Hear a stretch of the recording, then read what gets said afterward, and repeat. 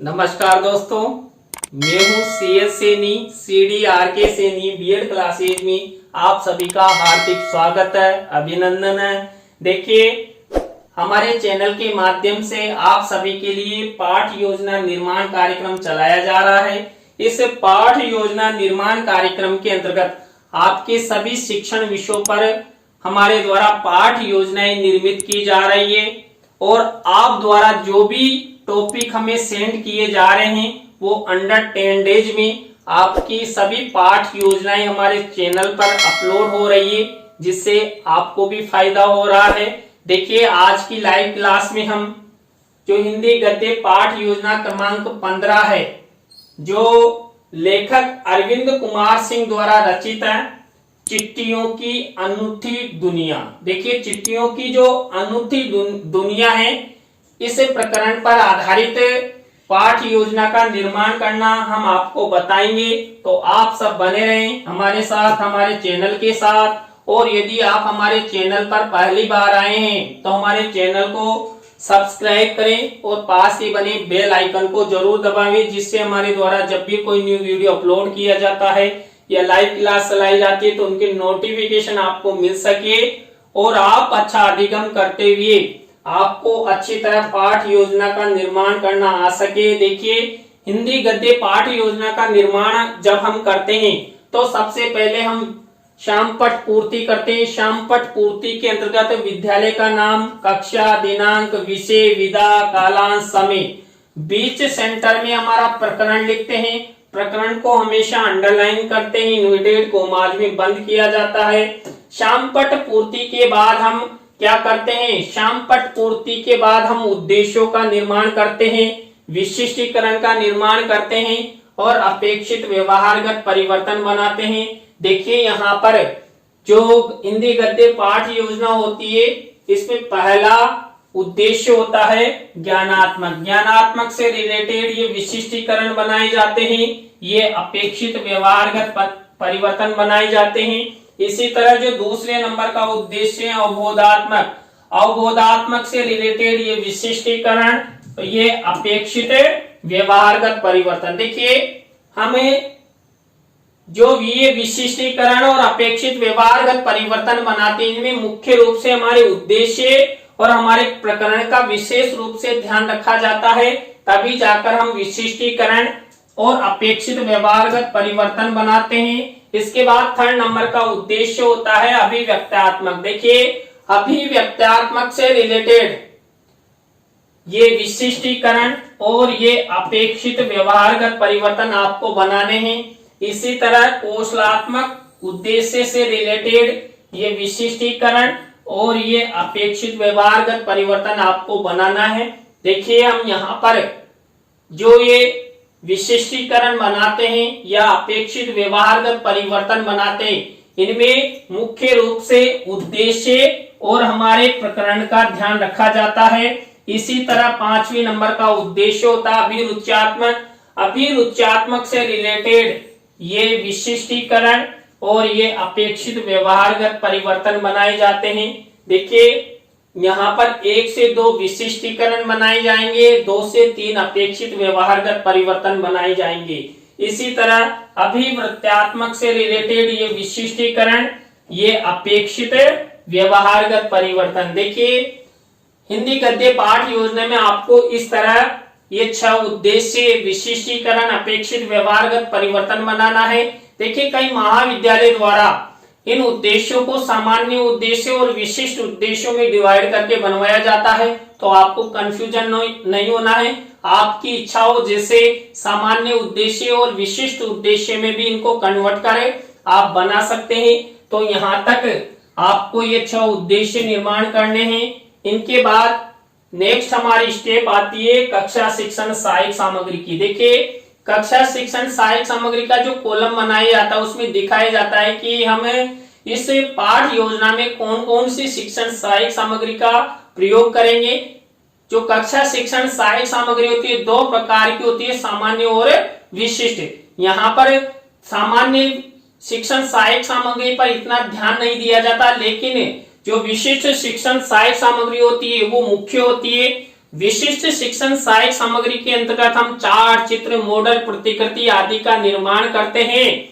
देखिए यहाँ पर जो चिट्ठियों की अनूठी दुनिया, इस पाठ से रिलेटेड हम चार्ट, चित्र और प्रतिकृति का प्रयोग करेंगे। यहाँ पर जो चिट्ठी है उसकी प्रतिकृति भी हम छात्रों को बता सकते हैं। इसके बाद पूर्व ज्ञान का कॉलम बनाना है, तो छात्र अरविंद कुमार सिंह द्वारा रचित चिट्ठियों की अनूठी दुनिया निबंध के बारे में सामान्य जानकारी रखते हैं। तो यहाँ तक आपको क्या करना है, सबसे पहले श्यामपट पूर्ति करनी है। श्यामपट पूर्ति के बाद उद्देश्यों का निर्माण करना, विशिष्टीकरण बनाना है, अपेक्षित व्यवहारगत परिवर्तन बनाते हुए कक्षा शिक्षण सहायक सामग्री का कॉलम बनाना है और पूर्व ज्ञान तक का कॉलम आपको इस पाठ योजना में बनाना है। इसके बाद हमारी मुख्य पाठ योजना शुरू होती है, जो होती है पहले शिक्षण बिंदु यानी प्रस्तावना से।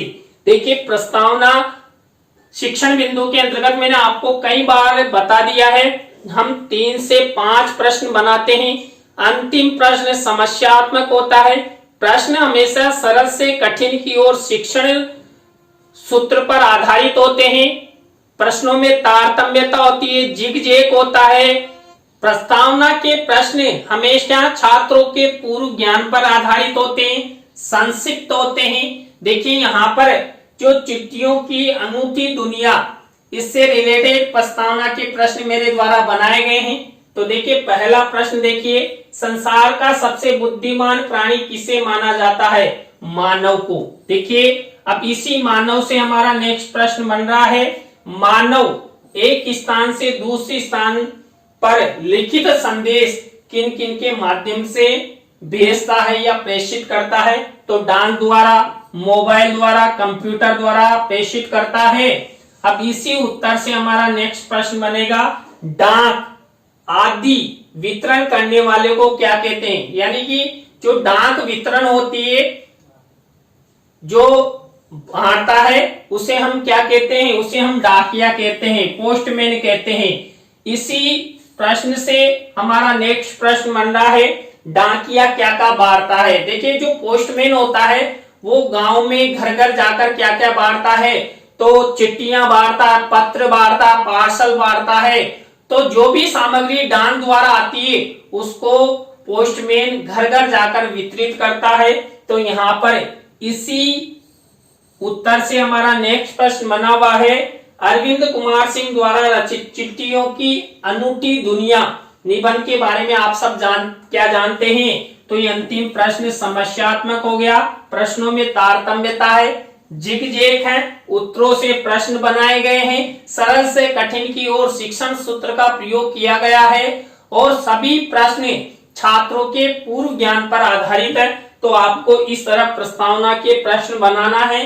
प्रस्तावना के प्रश्नों के बाद हमारी सेकंड स्टेप आती है उद्देश्य कथन की। देखिए यहाँ पर आपको चित्र के माध्यम से उद्देश्य कथन करना है। तो ये देखिए मैंने यहाँ पर शिक्षण सहायक सामग्री में चित्र मेंशन किया है, आपको भी इसी तरह चित्र का मेंशन करना है। तो यहाँ पर देखिए उद्देश्य कथन, बच्चों आज हम सब अरविंद कुमार सिंह द्वारा रचित चिट्ठियों की अनूठी दुनिया निबंध के बारे में विस्तार पूर्वक अध्ययन करेंगे। ऐसा बोलते हुए यहाँ पर श्याम पट पर आपको प्रकरण का नाम लिख देना है। तो ये उद्देश्य कथन करना है। उद्देश्य कथन के बाद पाठ प्रस्तुतिकरण का स्टेप आता है। पाठ प्रस्तुतिकरण के अंतर्गत जो संबंधित पाठ हम छात्र छात्राओं के लिए बना रहे हैं या पढ़ा रहे हैं, उससे रिलेटेड यहाँ पर जो छात्र अध्यापक छात्र अध्यापिका होते हैं वो छात्र छात्राओं को पृष्ठ संख्या, पेज संख्या खोलने के लिए निर्देशित यहाँ पर किया जाता है। देखिए बुक को खोलने के लिए यहाँ पर छात्र छात्राओं को निर्देशित किया जाएगा। पाठ प्रस्तुतिकरण के बाद हमारी नेक्स्ट स्टेप आती है कौन से? आदर्श वाचन। देखिए आदर्श वाचन के अंतर्गत क्या होता है? आदर्श वाचन के अंतर्गत जो छात्र अध्यापक छात्र अध्यापिका होते हैं, ये जो हमारा मुख्य प्रकरण है, इस मुख्य प्रकरण से रिलेटेड विषय वस्तु का आदर्श वाचन करते हैं तो यहाँ पर आपको इसी तरह इस फॉर्मेट का उपयोग करना है। और शिक्षण सहायक सामग्री में जो आपका मुख्य प्रकरण है, इस मुख्य प्रकरण से रिलेटेड विषय वस्तु आपको यहाँ पर किसी पेज पर लिखकर चस्पा करनी है। देखिए मेरे द्वारा भी यहाँ पर विषय वस्तु चस्पा की गई है, ये इस बॉक्स के अंदर बंद है। और देखिए अभी इस जादू की छड़ी से हम इसको क्लिक करेंगे तो हमारी विषय वस्तु आपको दिखाई देगी। किससे रिलेटेड? चिट्ठियों की अनूठी दुनिया से रिलेटेड। तो ये आदर्श वाचन का कॉलम आप सभी को बनाना है। तो देखिए हम यहाँ पर जादू की छड़ी दबाते ही आपकी विषय वस्तु हो गई किससे रिलेटेड? चिट्ठियों की अनूठी दुनिया से रिलेटेड। तो आप इसका स्क्रीनशॉट ले लीजिए। देखिए पूरे पाठ में जितने चैप्टर होते हैं उसके हिसाब से हम अनुवृत्ति का निर्माण कर अनेक पाठ योजनाएं बना सकते हैं। जैसे यहाँ पर चिट्ठियों की अनूठी दुनिया, इससे रिलेटेड हम 3 से 4 लेसन प्लान बना सकते हैं, भाग यानी अनुवृत्ति डिवाइड करके, क्योंकि एक दिन में बच्चों को पूरा पाठ पढ़ाया नहीं जाता। तो लेसन प्लान के माध्यम से अनुवृत्तियां डिवाइड करके यहाँ पर पूरा पाठ पढ़ाया जाता है। तो इस तरह है आपको ये आदर्श वाचन का कॉलम बनाना है। आदर्श वाचन के बाद हमारी नेक्स्ट स्टेप आती है अनुकरण वाचन। देखिए अनुकरण वाचन छात्र छात्राओं द्वारा किया जाता है। इसमें जो छात्र छात्रा होते हैं, जो हमारा मुख्य प्रकरण है चिट्ठियों की अनूठी दुनिया, इसके लिए जो छात्र अध्यापिका होते हैं, ये छात्रों को निर्देशित करते हैं कि मैं अभी एक एक को खड़ा करूंगी और आप एक एक करके जो हमारी मुख्य विषय वस्तु है इसका आप अध्ययन करना, वाचन करना। तो यहाँ पर ये अनुकरण वाचन की है स्टेप आपको अपनानी है। अनुकरण वाचन के बाद हमारी नेक्स्ट स्टेप आती है अशुद्धि संशोधन की। देखिए अशुद्धि संशोधन के अंतर्गत हम क्या करते हैं, जो अनुकरण वाचन के समय छात्र छात्राओं द्वारा जो अशुद्ध पढ़े गए शब्द होते हैं उनको छात्र अध्यापिका शामपट की सहायता से शुद्धिकरण करवाती है। तो आपको ये ब्लैक शीट का मिनीचर का निर्माण करना है।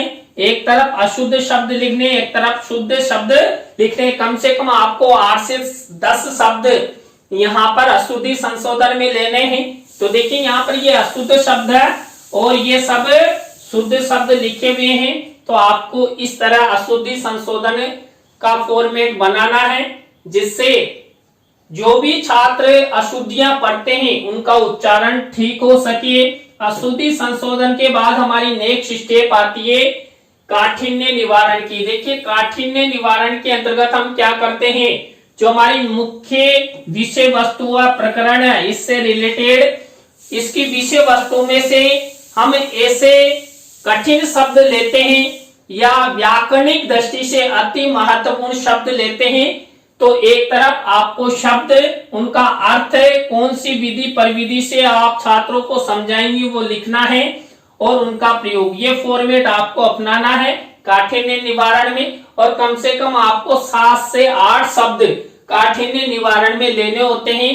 और काठिन्य निवारण गद्य पाठ योजना की आत्मा होती है, आधार स्तंभ होता है। यदि आपने काठिन्य निवारण अच्छा किया है तो छात्र छात्राओं को शब्दों के अर्थों का ज्ञान होगा और जो छात्र हैं वो भी उस विषय में पारंगत होंगे। तो काठिन्य निवारण के बाद हमारी नेक्स्ट स्टेप आती है सारांश कथन की। देखिए सारांश कथन हमारे द्वारा जो मुख्य प्रकरण लिया गया चिट्ठियों की अनूठी दुनिया, इससे रिलेटेड जो हमने विषय वस्तु ली थी, मान लीजिए हमने 4 चैप्टर लिए थे, 5 चैप्टर लिए थे, उनमें से यहाँ पर सारांश कथन किया जाता है। जो शिक्षण सहायक सामग्री का कॉलम होता है इसमें आपको किसी भी पेज पर लिखकर क्या करना है, आपको ये चिट्ठियों की अनूठी दुनिया इस पाठ का सारांश लिखना है। और आप सब पाठ का सारांश लिखना जानते हैं, आप सब देश के भावी अध्यापक बनने जा रहे हैं, तो आपको सारांश कथन करना जरूर आना चाहिए। तो ये सारांश कथन की स्टेप हुई। सारांश कथन के बाद हमारी नेक्स्ट स्टेप आती है बोध प्रश्नों की। देखिए बोध प्रश्न किए जाते हैं जो हमारी मुख्य विषय वस्तु किससे रिलेटेड, चिट्ठियों की अनूठी दुनिया, इस प्रकरण से रिलेटेड जो विषय वस्तु है उसमें से ये बोध प्रश्न बनाए जाते हैं। आपको ये बोध प्रश्न बनाना है, ये उत्तर लिखना है। इस तरह का फॉर्मेट आपको इस पाठ योजना में निर्माण करना है। किनके लिए? बोध प्रश्नों के लिए। बोध प्रश्नों के बाद हमारी नेक्स्ट स्टेप आती है मौन वाचन की। देखिए मौन वाचन छात्र छात्राओं द्वारा किया जाता है। जो छात्र अध्यापक छात्र अध्यापिका होते हैं ये छात्र छात्राओं को निर्देशित करते हैं कि अभी हमने जो पाठ का अध्ययन किया था उसी को आप एक बार फिर से मौन रहकर पढ़िए। उसके बाद मैं आपसे कुछ प्रश्न पूछूंगी। तो इस तरह का ये मौन वाचन का फॉर्मेट बनाना है। मौन वाचन के बाद हमारी नेक्स्ट स्टेप आती है विचार विश्लेषणात्मक प्रश्न। देखिए विचार विश्लेषणात्मक प्रश्न क्यों और कैसे वाले किए जाते हैं, यानी कि थोड़े बड़े किए जाते हैं। पहले बोध प्रश्न हमारे द्वारा संक्षिप्त बनाए गए, तो यहाँ पर थोड़े बड़े बनाए जाते हैं जिससे छात्रों को बड़े प्रश्नों के उत्तर देना भी आ सके। तो आपको 3 से 5 ये विचार विश्लेषणात्मक प्रश्न बनाने हैं। विचार विश्लेषणात्मक प्रश्नों के बाद हमारी नेक्स्ट स्टेप आती है मूल्यांकन प्रश्नों की। देखिए मूल्यांकन प्रश्नों के अंतर्गत हम क्या करते हैं, 3 तरह के प्रश्न लेते हैं। वस्तुनिष्ठ प्रश्न, रिक्त स्थानों से रिलेटेड प्रश्न और लघुत्रात्मक अति लघुत्रात्मक से रिलेटेड। और इनमें 2-2 प्रश्न आपको लेने होते। कुल मिलाकर 6 प्रश्नों का निर्माण करना है। ब्लैक शीट का वही निर्माण, सिल्वर कलर का पेन, और किसी भी प्रश्न का उत्तर आपको यहाँ पर नहीं लिखना है। देखिए मेरे द्वारा भी एक भी प्रश्न का उत्तर नहीं लिखा है। जब इस पाठ योजना का प्रस्तुतिकरण हम कक्षा में करते हैं तब छात्र छात्राओं से पूछकर ही यहाँ पर प्रश्नों के उत्तर लिखे जाते हैं। और जब आपका फाइनल लेसन होता है तो ये मूल्यांकन प्रश्न लपेट श्याम फलक पर लिखे जाते हैं। तो ये मूल्यांकन प्रश्नों की हमारी स्टेप हुई। मूल्यांकन प्रश्नों के बाद गृह कार्य का कॉलम बनाया जाता है। देखिए गृह कार्य की जो स्टेप होती है उसमें वही श्यामपट्ट कार्य वाले कॉलम में हम वही ब्लैक शीट का निर्माण और सिल्वर कलर के पेन से 1 से 2 निबंधात्मक प्रश्न छात्र छात्राओं को होमवर्क के लिए देते हैं। तो इस तरह आपको ये हिंदी गद्य पाठ योजना की स्टेप्स का निर्माण करते हुए पाठ योजना का निर्माण करना है। देखिए आज की क्लास में हमने हिंदी गद्य पाठ योजना क्रमांक 15 के अंतर्गत चिट्ठियों की अनूठी दुनिया, इस पाठ योजना के बारे में आपको बताया। आज की पाठ योजना आपको कैसी लगी कमेंट्स में हमें जरूर बताएं। अच्छी लगी हो तो लाइक करें, कमेंट्स करें और शेयर जरूर करें दोस्तों। और देखिए आप चाहते हैं कि सर द्वारा हमारे कंटेंट पर भी या टॉपिक पर भी पाठ योजनाएं निर्मित की जाए तो आप हमें हमारे इस व्हाट्सएप नंबर पर कमेंट्स करें। आप अपने टॉपिक, कक्षा, विषय भेजकर अपनी पाठ योजना का निर्माण करवा सकते हैं। अंडर 10 डेज में पाठ योजना अपलोड हो जाएगी।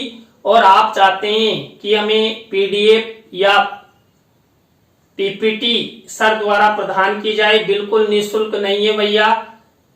यदि आप चाहते हैं कि पीडीएफ पीपीटी चाहिए तो उस हेतु आप हमें पेमेंट करें और उस पेमेंट के आधार पर ही आपको पीपीटी या पीडीएफ उपलब्ध करवाई जाएगी। केवल चैनल पर अपलोड वीडियो आपके लिए निःशुल्क है। आप वहां जाकर लिखें, बनाएं पाठ योजना। तो देखिए नई पाठ योजना के साथ हम आपसे फिर मिलेंगे CDRK सैनी बीएड क्लासेज पर। जय हिंद, जय भारत, राम राम साहब।